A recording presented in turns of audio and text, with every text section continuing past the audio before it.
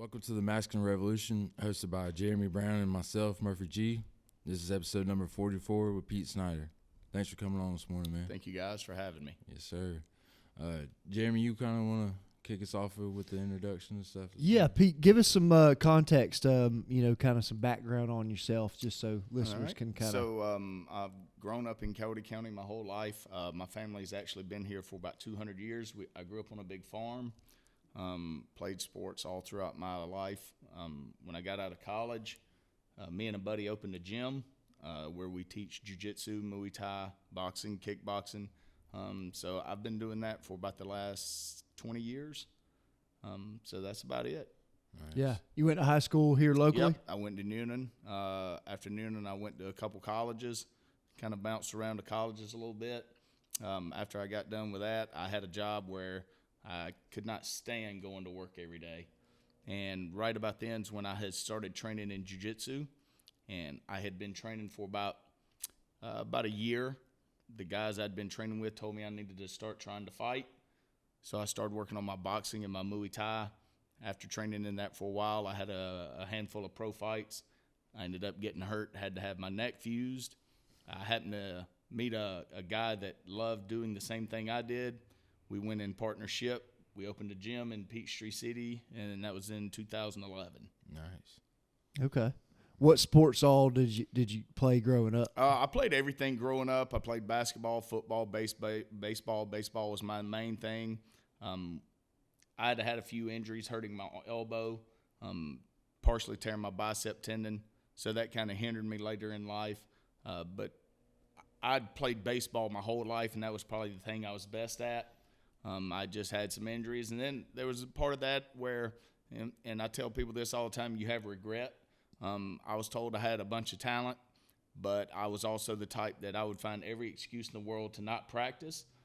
All my cousins were really good at baseball. They were the types, though, that would go take 1,000 ground balls a day. I would go take 10 ground balls a day and then hit 10 balls in the cage. And in my mind, I'd done enough work. So even though I felt like I had a lot of talent, I really didn't do as much as I could to get the most out of my talent. Yeah. So when I started fighting, I kind of did the opposite of that. I was training 6-7 days a week, multiple times a day. So I would drive to Sandy Springs in the morning, and I would train up there till about 1:30. I would get done training there, and in my mind, I wanted to come home. But my other coach coached at Krog Street in downtown Atlanta, and he would call me all the time right when I was getting on the road and say, "I'll see you in the gym in a minute." So I would leave Sandy Springs. I would go to Krog Street in Atlanta. I would pull in the parking lot. I'd sleep in my car for about an hour or so. Then I'd get out of the gym and go train at night.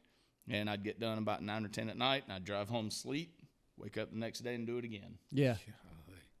What do you think was the difference in, connecting the dots between, like, high school and them? I think a lot of it was I had a coach. His name was Herberto Travin. He was the number one jiu-jitsu guy in the world from about 98 to 2002.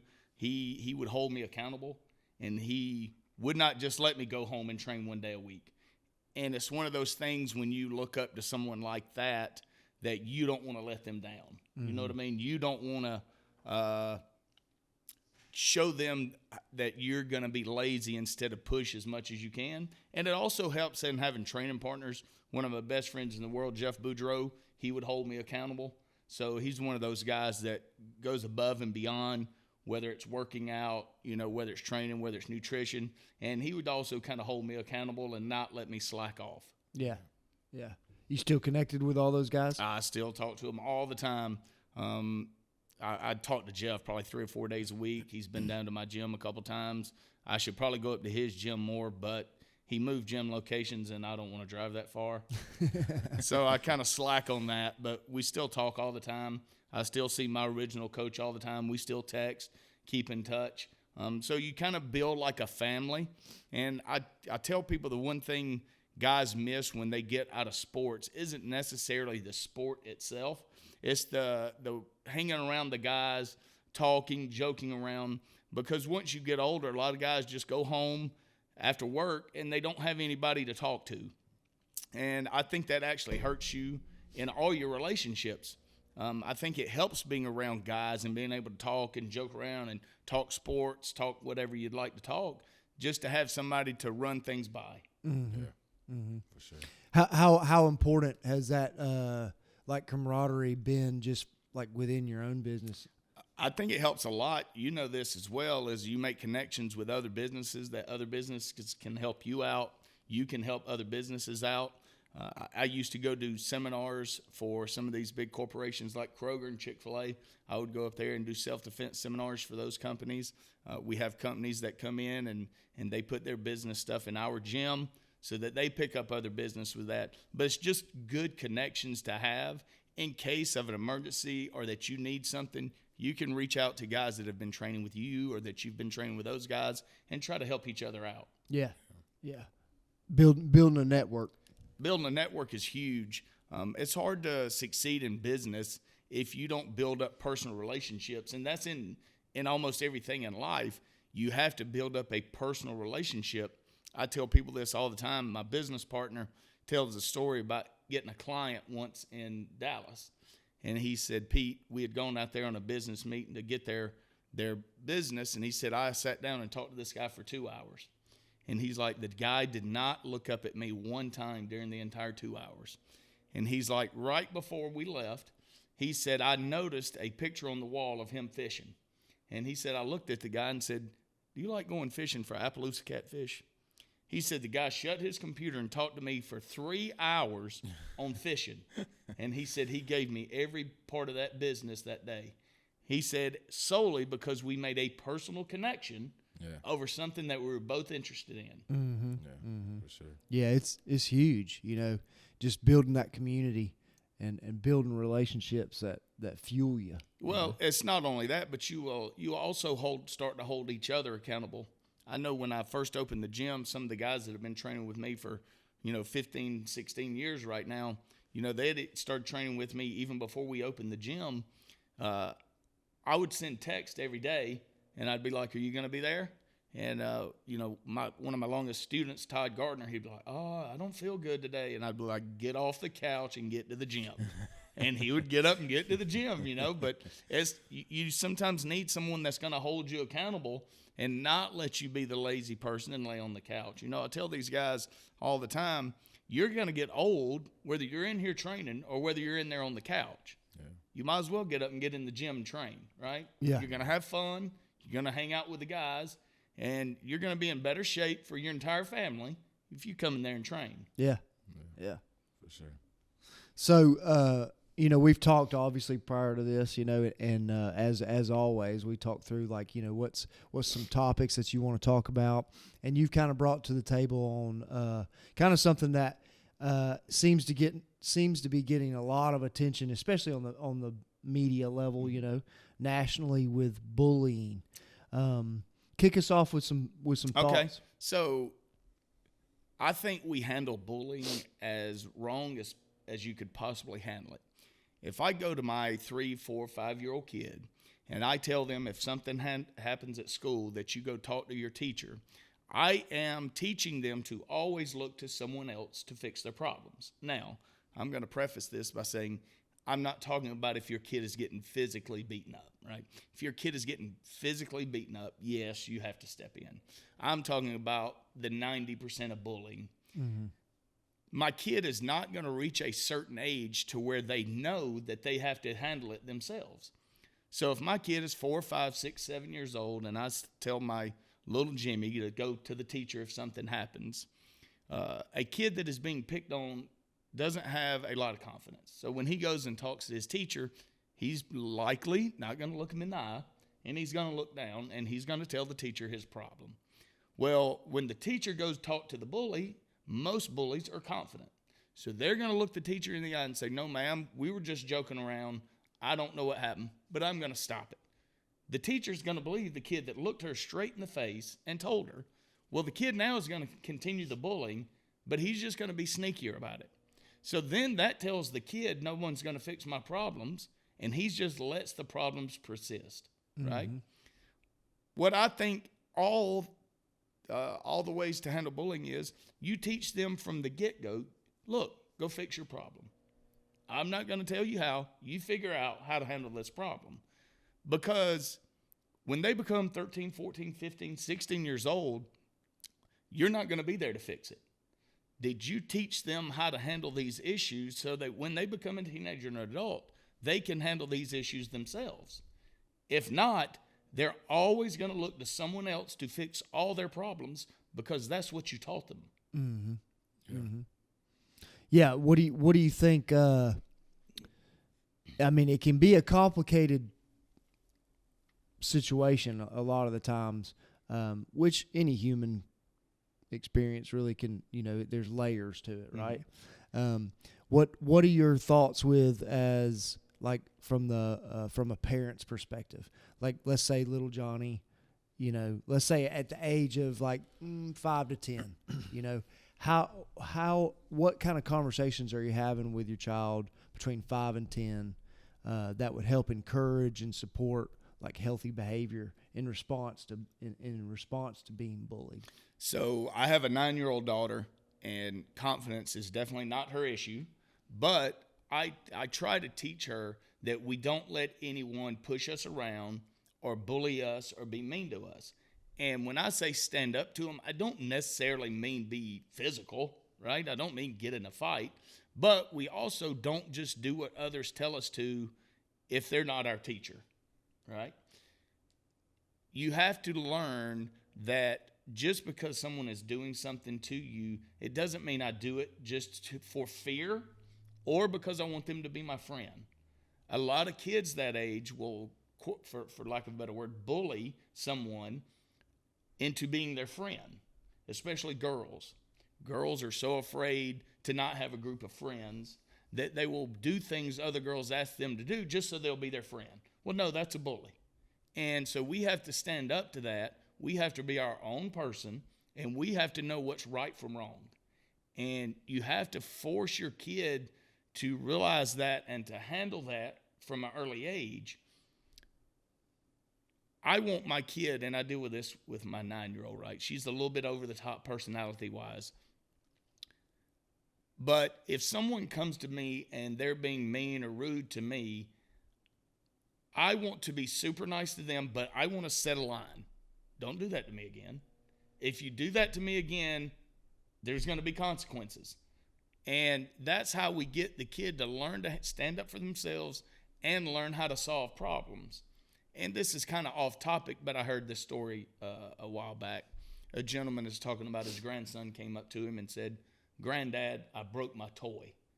And the grandfather said, "I looked down at it and the wheel had come off one of his trucks." And he said, I said, "Okay." And I threw it away.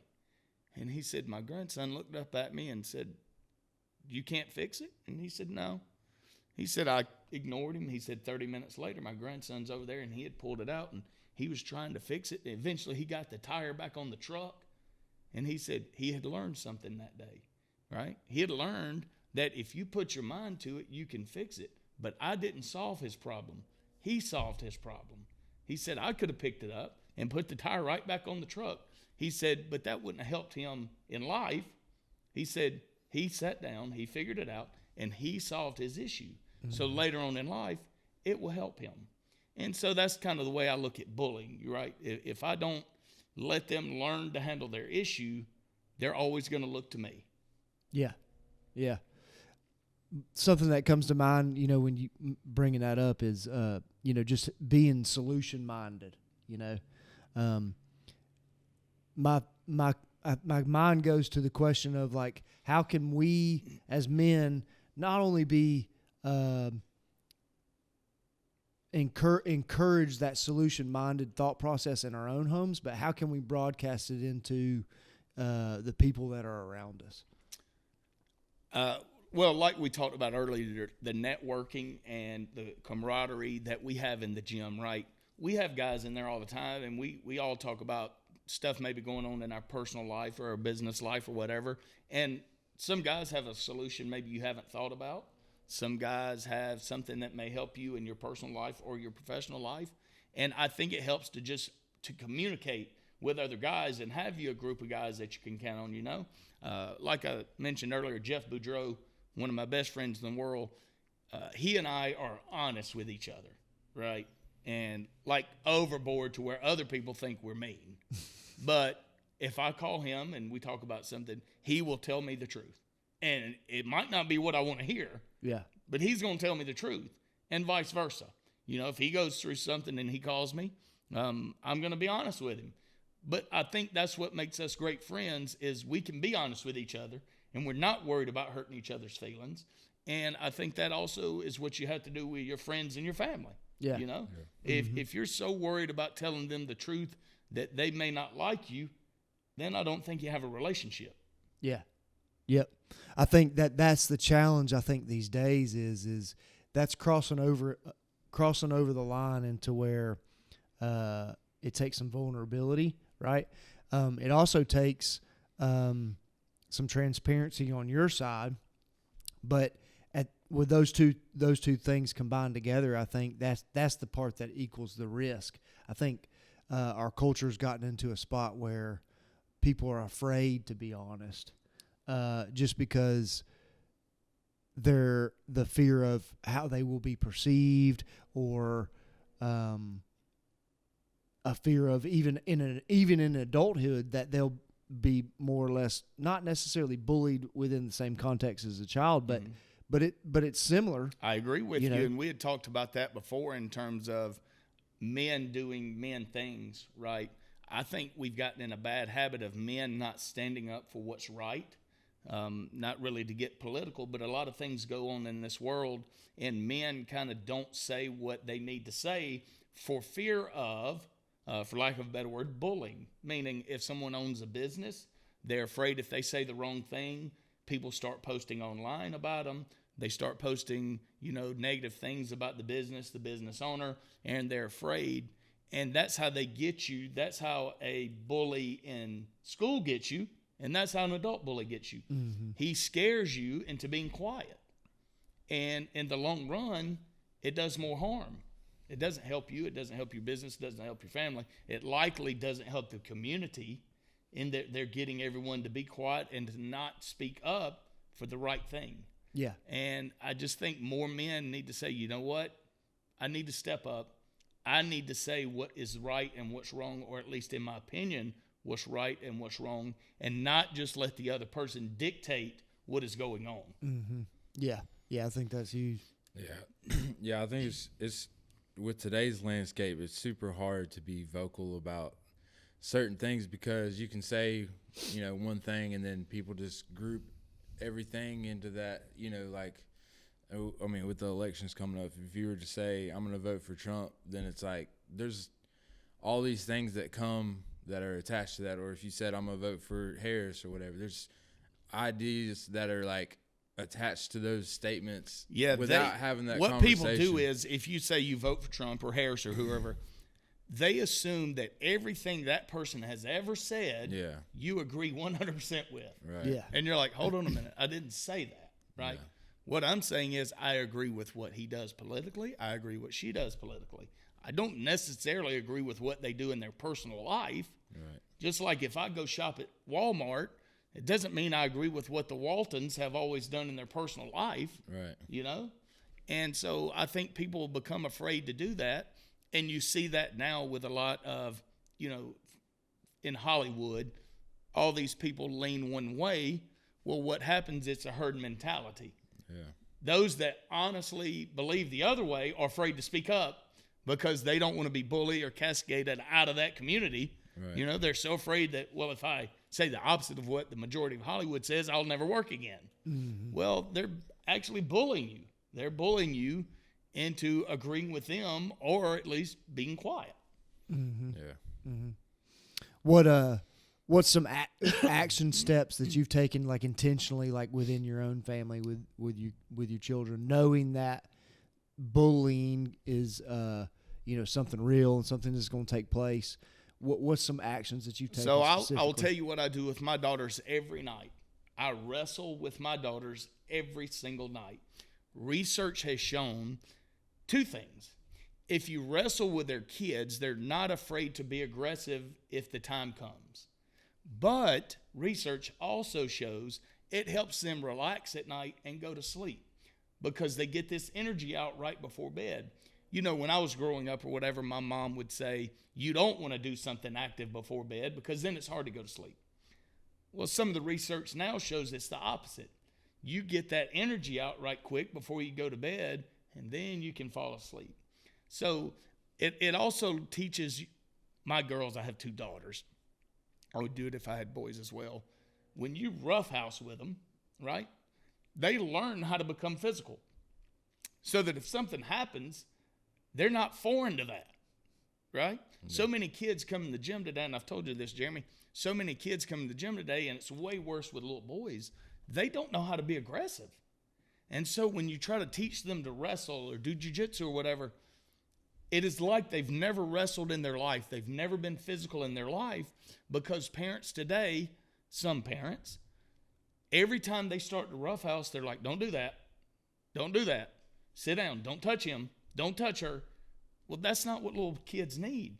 Kids need to know how to do that, I tell people this story, and this woman actually agreed with me after the fact. My daughters had a softball tournament. This was probably 3 or 4 years ago, and I was leaving the ballpark, and 2 little boys were wrestling in the grass. And they were just playing. They weren't, fighting. And the mom was over there saying, stop that. Don't do that. And I was like, ma'am, let them do that. She's like, what do you mean? And I was like, that's good for them. Mm-hmm. They're not fighting. They're not hurting each other. They're just wrestling. Let them do that. And I told her my thoughts on it, and she said, you know what? You're right. You're right. I need to let them do that. She's like, but I get in the habit of telling them to stop every time they want to do that. Yeah. And I'm like, throughout history, little boys have wanted to wrestle each other. Yeah. It's not a bad thing. I'm not saying let them go punch each other in the face, but let them learn how to be aggressive and to handle themselves. It's a good thing. Mm-hmm. Yeah, I think one of them. I do the same thing with my kids. We roughhouse all the time, and one of the things that I want them to, I guess, get used to is somebody grabbing them, right? It's because in a physical altercation, that first time that someone actually puts hands on you, it's like such a shocking thing that I want them to be used to, Yep. Because even everybody can dish out or whatever, but it takes being able to stay calm when somebody has a grip on you. Yep. Or has you in a lock or whatever. And so to me, I always try to just prepare them for somebody, if they can grab you or whatever, this is what it's, stay calm, breathe, all that kind of stuff. And but as far as the bullying goes, it's like,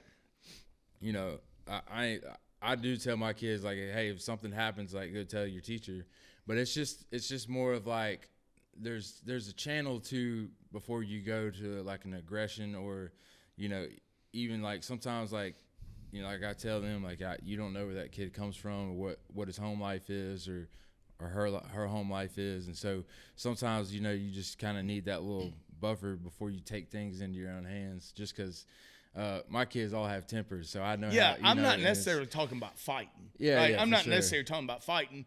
It's just that I just think we shouldn't teach our kids to go look to someone else to solve their problem. Yeah. Because you got to think, a lot of times at home you wouldn't do that. Yeah. If they had a problem at home, whether it's, like we talked about earlier, a broken toy or whatever, you wouldn't say, go get your mom to fix it. Yeah. You'd be like, no, you go handle it. You've got homework, go handle it. You'll figure it out. That way it teaches them a sense of pride when they do solve it. Right. If that kid is picking on them and they stand up to them, whether it's just being confident or whatever, and all of a sudden the bullying stops, what do you think that does to your kid? Now all of a sudden they stand up a little straighter, right? They have more pride in themselves. Now they have a little confidence. But them going to tell a teacher is never going to give them confidence, Right. So I just think it's something, and look, don't get me wrong. I can sit here and try to tell you the right thing, but if somebody was picking on my 9-year-old, I'm probably going to step in, even though I probably shouldn't. It's just being a parent. Yeah, you don't want anything to happen to your kid. Right. But I would like to think my 9-year-old would handle the situation. At least I try to teach them. And when we roughhouse at home, like, my kids hate jiu-jitsu, hate it with a passion. But they like play fighting. Yeah. They don't realize the whole time I'm teaching them jiu-jitsu. Yeah. I'm teaching them where to put their body, what to do. I just frame it as though We're wrestling. off. We're goofing off, you Yep. know? Yeah. And so I totally understand that, you know, especially in the days if your kids are in public school, you can't just have your kid going in there and you know, punching a kid because they're picking on them. But, excuse me, I did have a kid years ago.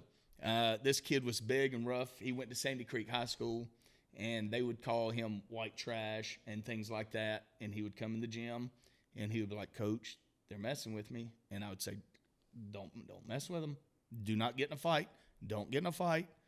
So at the time, one of the local superintendents was training with me, and he calls me one morning, and he's like, he got in a fight. And so the kid gets in trouble a little bit, but we kind of help him out, get him out of trouble. And what happened is those kids would come in and mess with him at lunch. And he said they came in there one day and grabbed his orange and threw it. And I said, well, what happened? And what they told me, the kid that trained with me, beat this kid up. Right? Now, I'm not saying it's the right thing to do, but I'm also saying at some point you have to stick up for yourself. Right. You know, you can't let people just push. And I remember the funny thing is the kid was like 15 or 16 at the time. And when he got back to the gym the next day, he was like, Coach, I know I shouldn't have done it. He's like, but I had 40 girls text me that night. And he was, but that just goes to show, like, people like you when you stand up for yourself. Yeah. You know what I mean? Not saying you should get in a fight, but people from a distance, they're like, man, well, that's good. He stood up for himself. He didn't just keep accepting that. Yeah. You know what I mean? And I think that's another just thing we get wrong today in school with this zero tolerance policy is you're basically telling the other kid to accept getting picked on. Yeah. You know what I mean? It's like, no, I tell both my kids, if someone gets physical with you, you get physical right back, and I will always have your back. And if there are consequences, we'll deal with it. But you do not let anyone get physical with you. You know what I mean? Oh, yeah. And I think a lot of times it causes more harm because the kid is getting picked on physically. Well, they're not equipped to get physical back, and so they just accept it. Right. You know? If they go to the teacher then, zero tolerance policy, we both get in trouble. Yeah. So they just sit there and accept it. And next thing you know, they go home, then they start getting bullied online, you know, which is another topic. It's like, how do you get bullied online if you just shut your computer down? Yeah. You know what I mean? Yeah. Put your phone down. Yeah. So, you know, that's my 12-year-old has a phone, but she can only get on, you know, call numbers in case of emergency. And I'm just trying to keep her off any social media as long as possible. Yeah. And just, I'm like, the online bullying stuff, your kids should not have social media, in my opinion, till they're like 18 because they can't emotionally handle it, you know? Yeah. When we were a kid, if you did get picked on at school, it ended at school because you went home and then didn't see your friends or talk to your friends till the next day. Right. You know? So I just think all that adds to these kids having more issues growing up. You're not helping them in the long run. You're hurting them. Yeah, I think that's a huge challenge to parents today, and I think parents, you know, are in a tough spot because they're you're wanting to choose like, okay, hey, social media, whether you're on the side of, hey, no, it's not, you know, I'm not going to have it available, or it's like, well, it's just part of our culture. It's going to be, you got to learn how to use it, you know. But I think the challenge is that it's not that old, and so we really don't know like the repercussions of it as far as starting to be exposed to that positive or negative to that environment from a children perspective. And so and I do know that it magnifies a lot of different human conditions, you know, that humanity has challenges with through social media. Well, ADHD, right? So I've always had ADHD or whatever, and I'm terrible with my phone. People with ADHD, they're always looking for more information. You know what I mean? Like I read all the time on my phone. I'm reading about this sport, that sport, history, geography, whatever. It's not a good thing because I teach my kids by me looking at the phone all the time that I always have to be entertained, right? And that's not a good thing. Kids, I remember this years ago. My niece now is like 24 or something like that. But at the time, she was like 18 and got her phone taken away. You would have thought she was on drugs when she could not have her phone for like a day. Mm-hmm. She kept saying, Mom, can I get my phone? Mom, can I get my phone? And you're like, hold on a minute. This is weird. Like, you're addicted to that thing. And I may be in the same boat right now. I like to tell people I need it in case somebody calls the gym. But I'm over there reading about the Braves last night or something, So I think it's bad for adults and kids. And also think about this. And I know I'm jumping all over the place. But think about how many times you go to a restaurant and every single family member's on their phone. Mm-hmm. They're not even talking to each other. So that just adds to the thing when these kids go to school and they get picked on. Well, their family hasn't talked to them about it because everyone's on their phone. Yeah. So no one ever talks about what's going on in life. The kids are on the phone. The kids are on the iPad. The kids are on the tablet. The parents are on their phone. So nobody knows anything that's going on with their own family. Yeah. Yeah, I think I was like on the edge of age-wise where when I was in high school and about to graduate high school, it was like cell phones were just coming out. Mm-hmm. Texting was just happening. So like all videoing and putting on, on the social medias and stuff like that. That wasn't a thing quite yet. Was that going hardcore when you were? Facebook was just kind of starting up, like right as I was in high school. It was like so brand new that it wasn't very impactful on our. No, we had them, but we were all lying about being 18 because you had to be 18 to have one and stuff. So, MySpace was big when I was in, like, right at middle school, high school. But it wasn't, like, a part of our everyday life like how it is now, for sure. Yeah, I think about, like, kids, like when, and I put myself in their shoes when I was that age, thinking of, like, the stuff we did and the chance of it being captured through video and then posted on the internet. Not that I was doing like, completely awful stuff, but like just that that's an opportunity for something to take place and happen. That's just an everyday thing with them, and so that has to be like this weird dynamic part of life where it's just like, well, their brains they're still developing, they're still learning. And there's an opportunity for any moment, whatever the circumstance or situation may be, it can be captured and posted and forever looked at.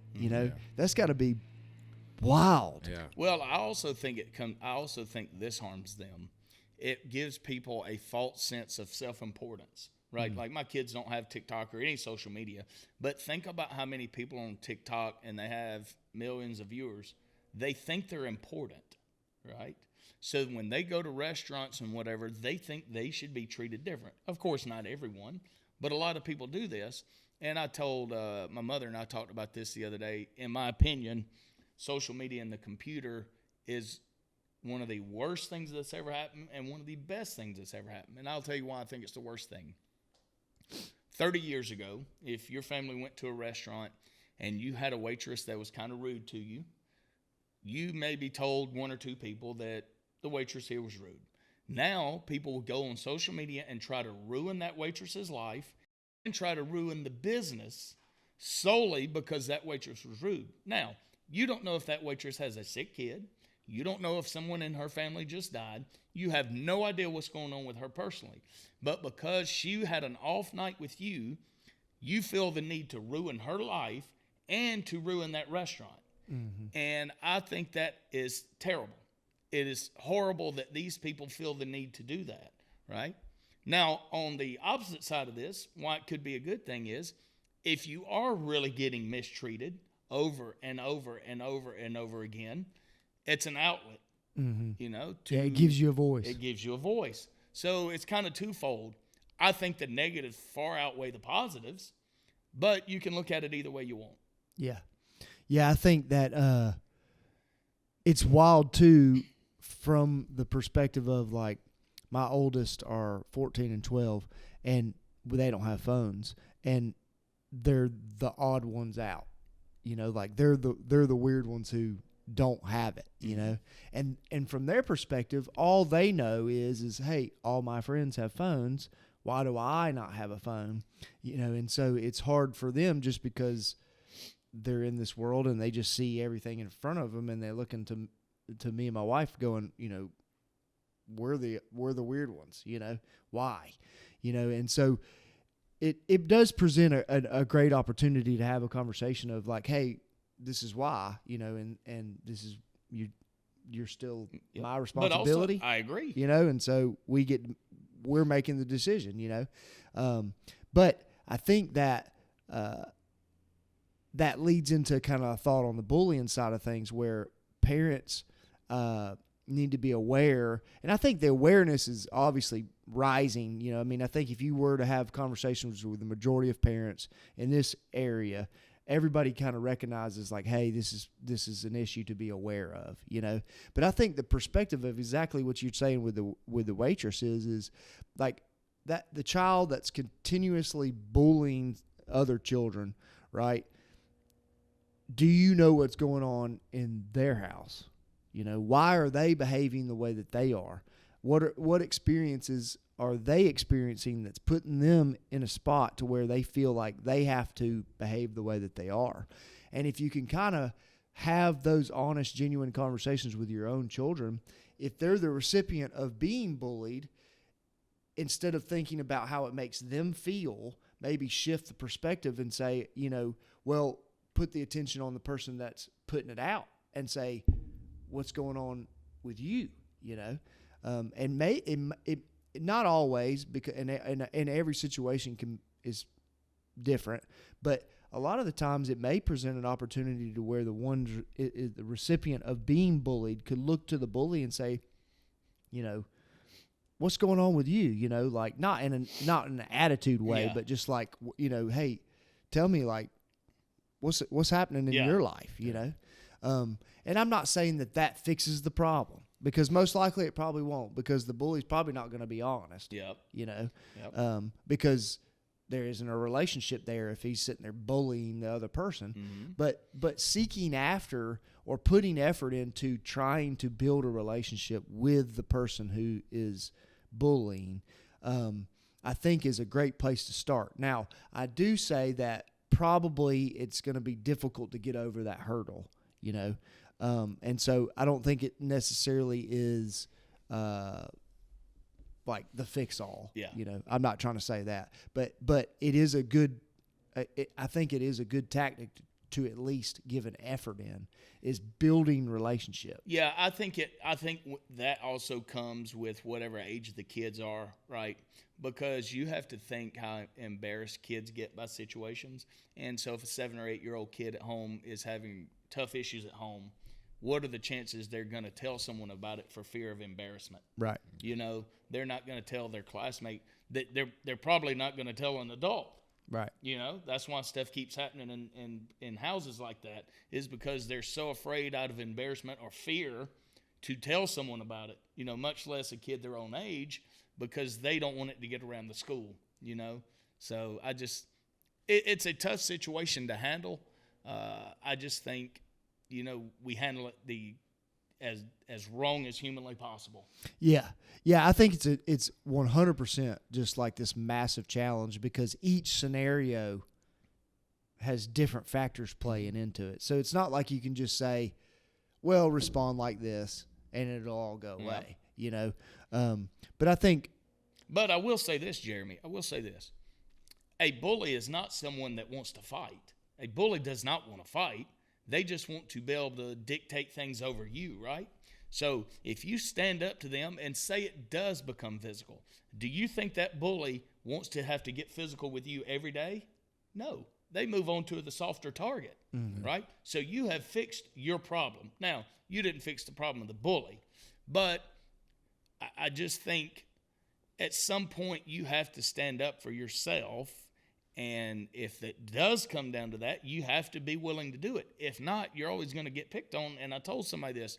When we first opened the gym, Jeremy, a man came in the gym. He was 36 years old. He was a Delta pilot. And a lot of times I ask people why they want to do jiu-jitsu, right? Just to kind of build up a relationship. And this guy said, my brother picks on me. I was like, what do you mean your brother picks on you? He's like, I'm not kidding. My brother will give me a wedgie when we see each other at our 30s? Parents. Yes, this man is 36. Wow. I said, man, I'm not going to lie to you. The next time you see your brother, you need to close your fist and punch him in the mouth as hard as humanly possible. Yeah. I said, he only does it because you allow it to happen. I said, if you punched your brother, it would cease and never happen again because your brother doesn't want to get in a fight every time he sees you. And I said, you allowed this to happen as kids, and you never put a stop to it. And so I think at some point you have to stand up, and if it comes to it, you have to get physical. Yeah. And I think so many kids today are so afraid, and that goes back to that zero tolerance policy. If I stand up to myself, I get in just as much trouble as that guy did, and I was just defending myself. Yeah. We're a big Andy Griffith fan every night in our household. Every night. It is good, but there's an episode where Opie's getting his lunch money taken from him, and they go through this whole scenario of watching it go down and like you're saying, like watching it, it's hard from a parent's perspective because you want to interject but anyway, the storyline's kind of told like, hey, you got to make a stand, and the cool thing about how they kind of portrayed it is that he ends up getting a black eye, right? But he shows up and he's like proud that he's got a black eye, and obviously he lost the fight. Yeah, but he stood up for himself, and so it was like I overcame the challenge even though I lost the physical altercation. Yeah. And so we love that episode. What was the hardest part for Opie during that? It was the mental challenge of being afraid. Mm-hmm. Well, think about how much that helped Opie in the future, right? He became mentally tougher, right? Because on that episode, he's afraid and he keeps asking his father if it's going to hurt. Right. So then Andy makes up a story about, there was a bully that took his fishing hole and Andy had to get in a fight. And then Andy tells him it didn't hurt at all. So he's building up confidence in his son to handle the situation. Mm-hmm. So then once he handled the situation, I know it's a TV show, but Opie will never get picked on again because he knows how to handle it. Yeah. Yeah, and I also think bringing the realization of you make it out in your mind. And as an adult, you do. I mean, I do this all the time where like something indifferent than what you want has the potential for happening. But the fear of it happening is worse than it actually happening in real life. Yeah. So then you experience the negative circumstance, and it ends up not being as big of a deal as it was made out to be in your own mind. So Mike Tyson's trainer, before he passed away, was Cus D'Amato. And Cus tells a story. He says, growing up, I was in a gang, and he said we set up a fight with another gang, and said each gang picked their toughest guy to meet in a week, and we were going to fight. He said, well, my gang picked me. He said, for that next week, I didn't sleep. I was so scared. I couldn't do anything. And he said, when it came time for the fight, the other guy never showed up. And he said, what it taught me was, it's never the fight. He's like, if you get in a fight at the drop of a hat, it doesn't bother you. It's the mental process of it. He said, it's getting yourself to the fight that's the hard part. And you kind of know this because you've done a jiu-jitsu tournament, right? In your mind, you make it out to be like it's life or death. Mm-hmm. And in your mind, the guy's going to be unbelievable. And then when it happens, you're like, that wasn't anything at all, And I know when I used to fight, when you would find out who your opponent was, your mind would all of a sudden start messing with you, right? You can't sleep. Then after about 2 or 3 days, you realize you've got to lose 20-something pounds. I've got to be in shape. So you kind of forget about it for a little while. Then the week of the fight comes up. You can't do anything. You're scared. Everybody likes to act like they're not scared. They're scared. And After the fight, you're like, that was nothing. Like, I worked myself up for nothing. You know what I mean? Right. And it's the same thing with dealing with a bully, going to school, having to deal with it like that. The mind plays tricks on you. The mind will always put you in the worst possible situation. And that's just being mentally tough and, having the fortitude to overcome that, because it's easy to walk away, but sometimes you got to stand up for yourself. And I deal with that all the time with people that, in business, this, and you know this, for lack of a better word, some men are cowards, right? They won't come and talk to you face to face. They'll send you an email. And they literally just saw you 30 minutes ago, and they could have had this conversation with you, but they didn't. So what in their younger life forced them to always go away from confrontation, right? You in business, you've never gotten in a fight with someone over it. You've never gotten in a fight with someone over something. But so many men are afraid to step up, be a man, be honest with another man, and get the problem solved. Instead, they send a email. Mm-hmm. And I'm like, at some point, you got to be a man, Yeah.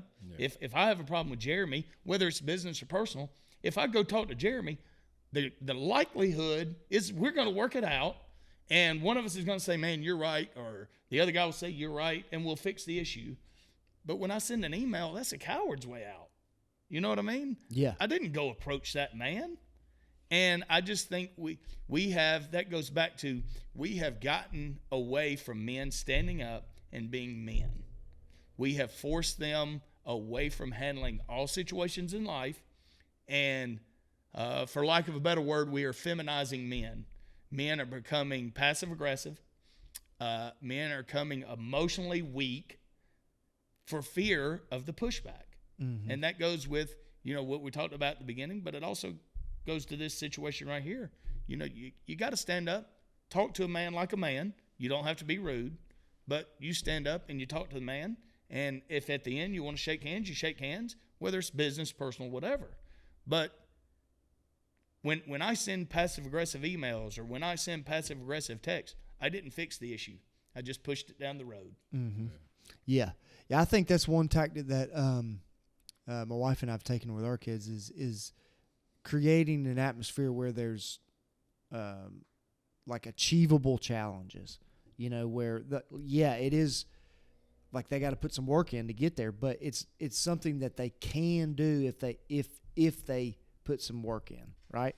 And what we've seen, not that we're perfect at it, but like what we have seen though is our children gain confidence from getting over those little hurdles.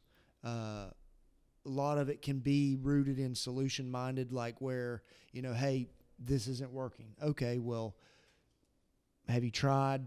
Fill in the blank, And a lot of the times when the request is presented like, hey, this isn't working, most of the time action hasn't been taken on their part to try to fix the problem at all. It's just, it's like you're saying, like, fix it for me, And so we've been really intentional with like, well, I want to encourage my children to at least try their own thought process of coming up with a solution at least 1, 2, 3 times before it's presented to me. And so that's typically like the number one question I ask. What have you tried to fix it? And if the answer is like, if their answer is I haven't tried anything, then it's like, well, why are you talking to me? Exactly. Yep. And I've seen that. One thing that I'm super excited, not this weekend, but next weekend, Jackson and I will be going doing a triathlon down at Callaway Gardens, and this will be like one of the first like he's gone through challenges a lot up until this point in his life, but this will be like one of this like a major physical challenge, and we've been training together this entire year, and so he's ready. But it's like you're saying, like now we're coming up to the week before, and he knows I gotta swim 1,000 meters in a lake, and it's gonna be on me. And so he's starting to like, Yeah. think about it. It's coming. Well, I get like nervous. I tell people, your body can handle it. Mm-hmm. Can you handle it mentally? Yep. So you have to make yourself handle it mentally. It's like, if I push guys in the gym or whatever and they're having to do 100 sprawls or whatever it may be, they get to a point to where their mind is like, quit. And I'm like, no, you're not quitting. Your body can handle it. You will finish these. And then when they finish them, you can see they're glad they're finished. But talking on the same thing, how you let, your kids handle the situation first before you step in. And this is just a story. So my daughters play softball. And my oldest broke her wrist when she was 10, and her swing went from being a really good swing to the ugliest swing you've ever seen in your life. So she had been struggling, and she wanted to play travel ball. So I called around, and I happened to call like the best local travel ball team because I have, I've known people for a long time. They're like, yeah, bring her out. So she makes it through the first couple of tryouts. Well, then when it comes down to the last tryout, she tells me she doesn't want to play softball anymore. And I was like, that is weird. So I called my mom, who, out of everybody in my family, my mom is the best athlete, right? And she's like, no, you make her go back in there. She's like, she's just wanting to quit because she's afraid she won't make it. And she would rather quit than to face the chance of failure. Mm-hmm. She's like, you make her go. So I made her go, and she ended up making the team, and now she loves it. And, she plays with a team with coaches. Last year the coaches were Adam Gray and Terry Brown. And I'll say this, Adam Gray, the way he handles kids is the best coach I've seen, right? He doesn't go easy on them, but he doesn't go too hard. But this is what he does. If he tells you to do something, he will go show you how to do it. It's easy for a parent or a coach to just tell you you're doing it wrong, right? But a kid doesn't know how to just fix it. But if I go show them how to fix it, this is what you're doing wrong, right? When I field a ground ball, my foot should be here. My back foot should be here. Like my hand should be here. I should be separating to throw the ball. Things like that. It helps kids, but it also makes them respect you as a coach. Because instead of just yelling at them that they're doing the wrong thing, you went over there and you fixed it, right? And I just think, that's the he fixed the throwing part, or helped fix the throwing part, right, when it comes to playing sports and stuff. And this, and I think we've even talked about it. That's another thing I think is super important for kids, is to play sports, right? Life is a competition. Life is a competition. I should never tell my kid it doesn't matter if you win or lose, because you know what, it does. When you go for that job interview when you're 28, it's going to matter if you win or lose. If you lose, you're going to struggle your whole life trying to get a job. So you better be willing to have competition. And that's not just sports, but like I said, it's business, if your company is up for a job and you're afraid of the competition, you're not going to get it. Right. So I better be willing to step up and say, let's do this. If it's competition, business, sports, personal, whatever, you got to learn to compete. And I think it makes you a better person, makes you a better kid. Yeah. When you're on a team sport, it makes you rely on that other person, but now that other person has to rely on you. I like to read stuff all the time about this, and there's a guy I follow named Coach Ballgame, and he said, if you have one of those kids that comes in the dugout after striking and they get upset and they show emotion, he said, don't correct it, because that's a leader. They expect something out of themselves. Mm-hmm. He said, so when they get older, they will hold their teammates accountable, and they will expect something out of them. He's like, you want kids to show that emotion, that, I expect greatness out of myself. Mm-hmm. And if I don't get it, I'm going to get upset, and I'm going to work harder to accomplish the greatness. Yeah, they care. They care. Yeah. The worst thing is, whether it's a kid in jiu-jitsu, softball, baseball, whatever, the worst is the kid that doesn't care. Yeah. It's like, why are you out here if you don't care? Right. You got 8 teammates that are out here working their fanny off, and you got the one teammate that doesn't care if they win or lose. Yeah. Yeah, I think the big part that that you're saying is that, like a second ago with the coach, hey, showing and saying, hey, make this adjustment, do this here, is, with parents, is jump in there with your child in the moment, in the life moment, and participate, not necessarily doing it for them, but doing it with them, where they're not alone.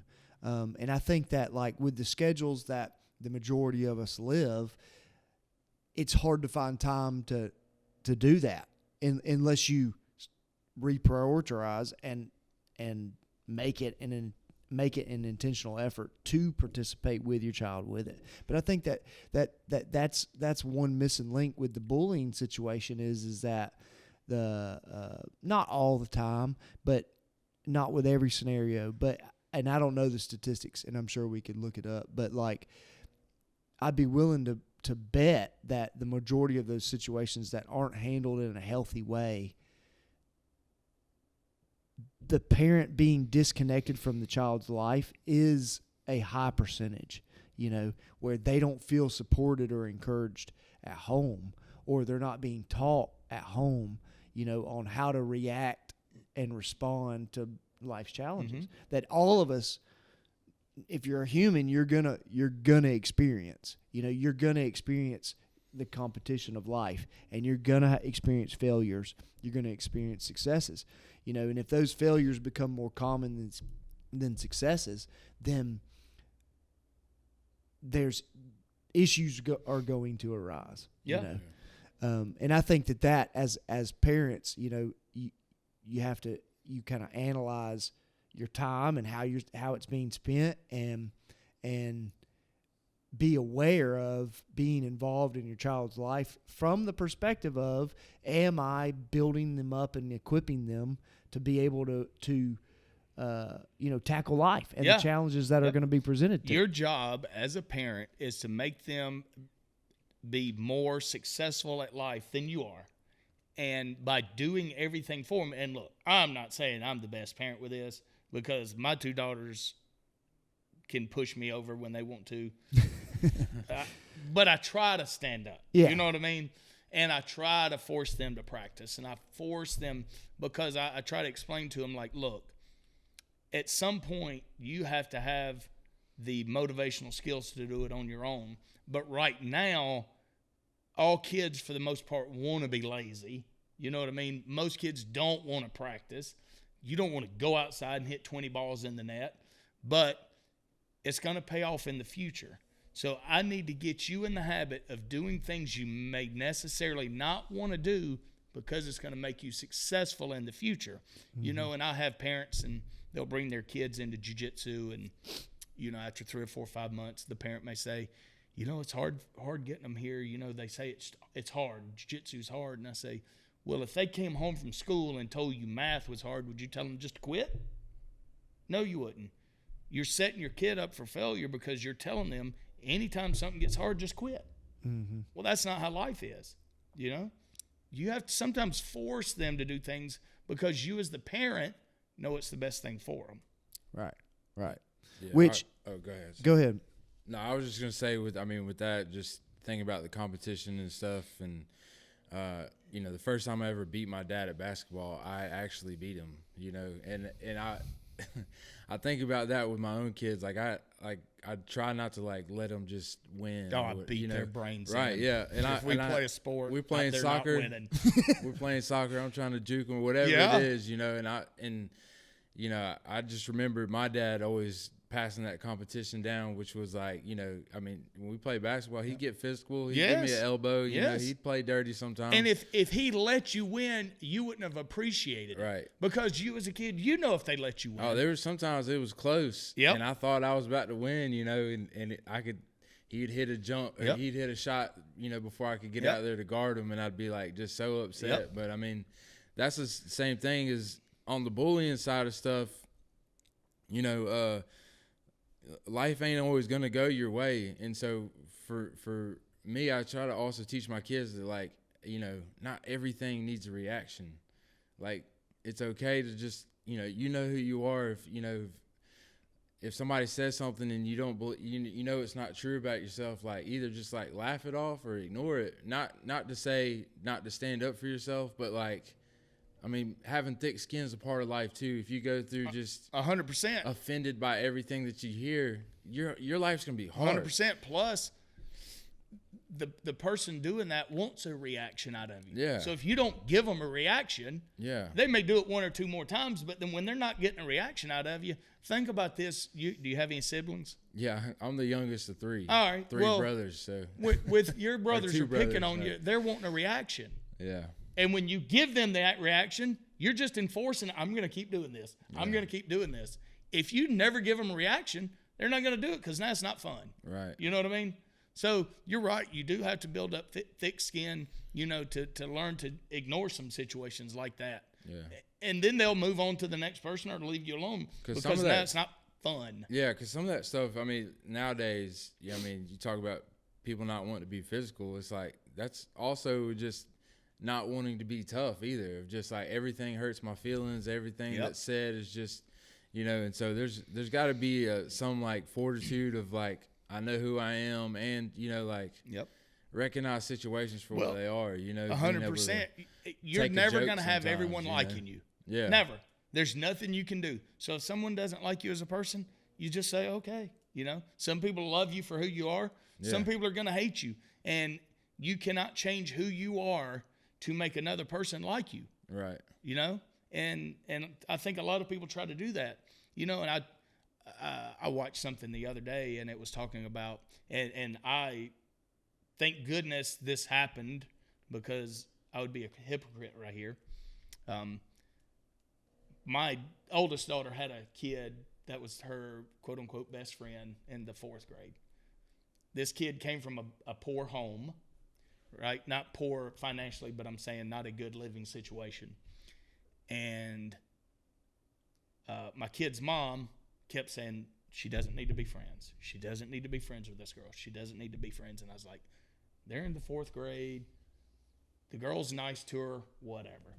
But in the 4th grade, this girl would be home alone, right? The dad would be at work, and a 4th grade girl would just be home alone. And there was no mom in the situation. And kind of what made me wake up to it was the girl wanted my daughter to come home with her.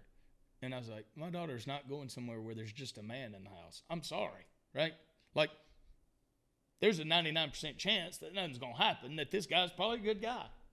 But that 1% chance that happened, I just ruined my kid's life. Mm-hmm. And so, about that same time, I read something that said, as a parent, if your kid has a bad friend, you should do everything you can to end that friendship.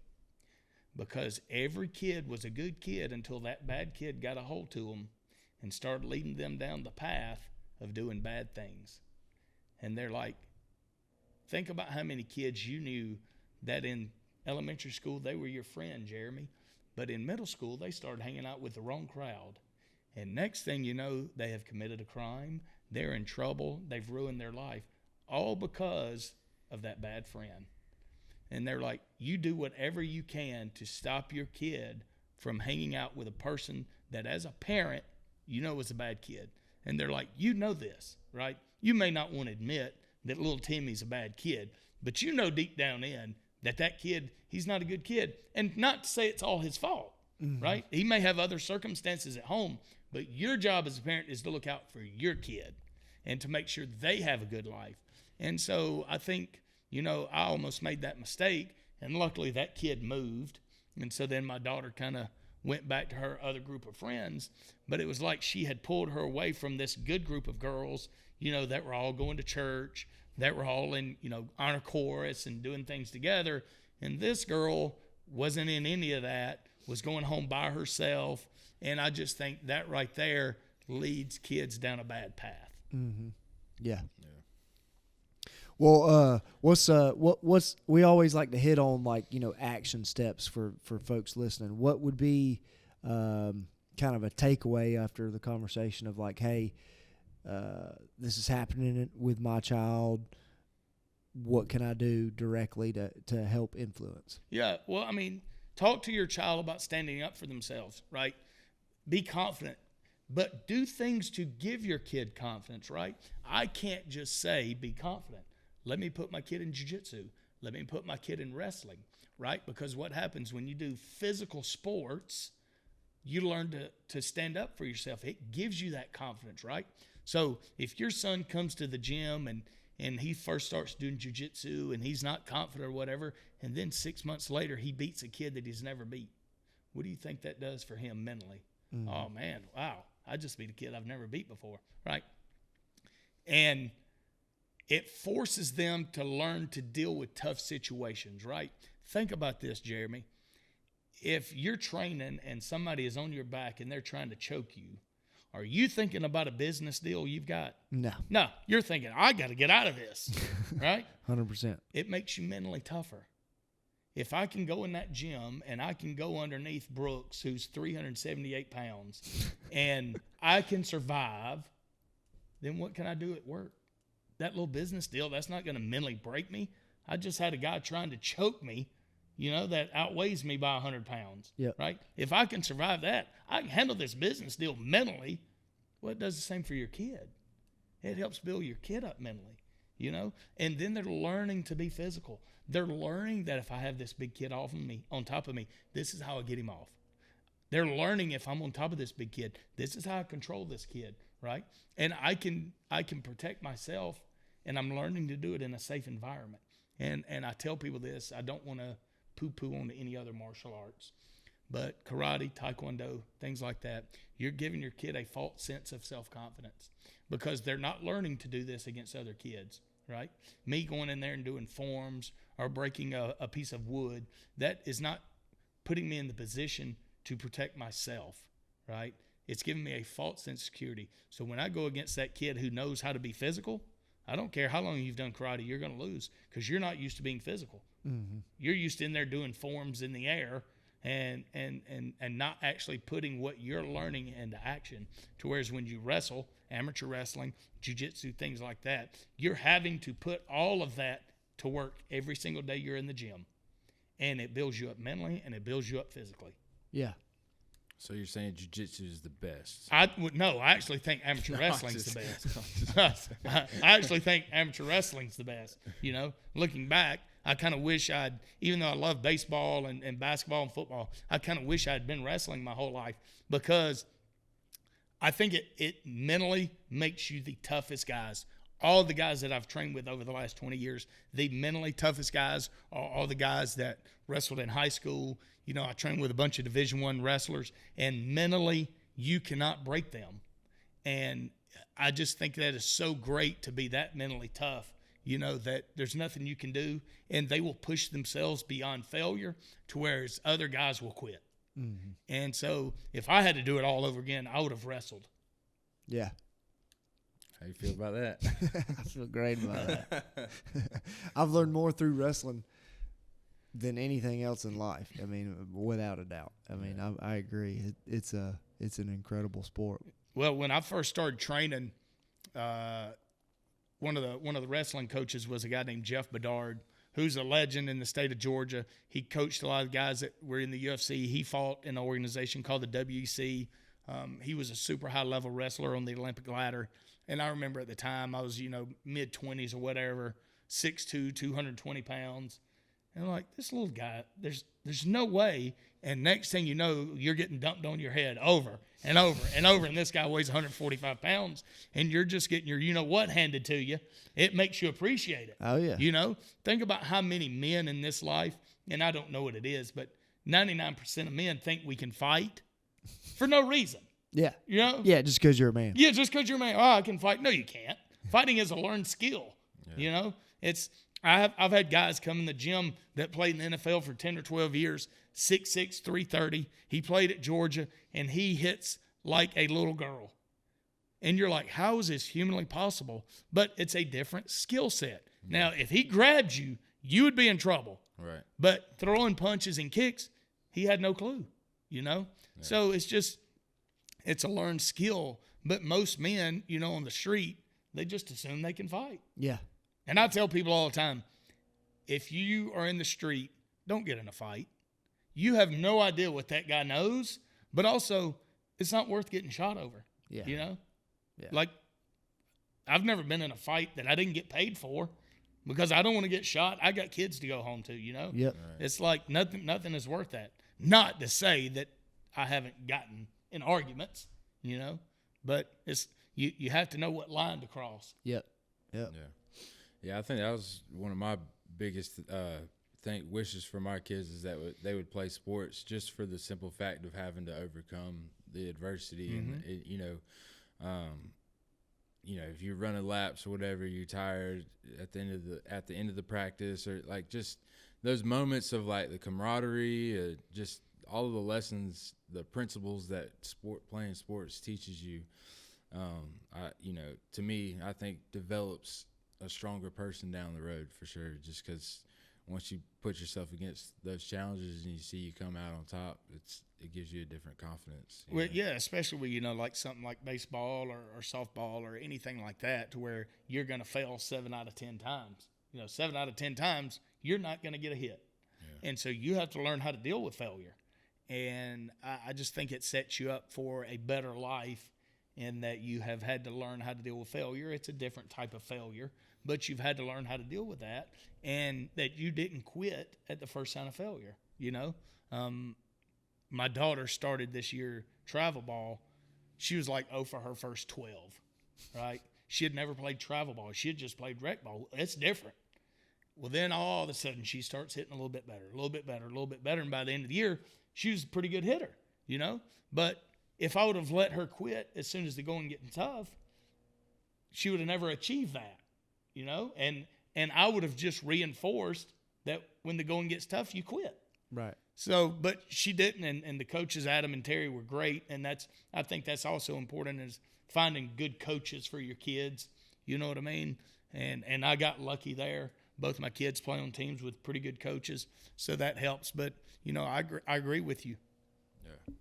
Yeah, I would say, as a parent with the bullying situation is you can't control other folks, but what I would encourage is time is fleeting, and you've got a limited amount of time that you have the opportunity to influence, and so get involved and be not just random involvement, but intentionally presenting challenges that your kids have to overcome and achieve, and build that confidence of coming up with solutions for problems, doing hard things, at a young age, and teaching those lessons that when they do become adults, that when life happens, which it will, they have the skill set to put to work.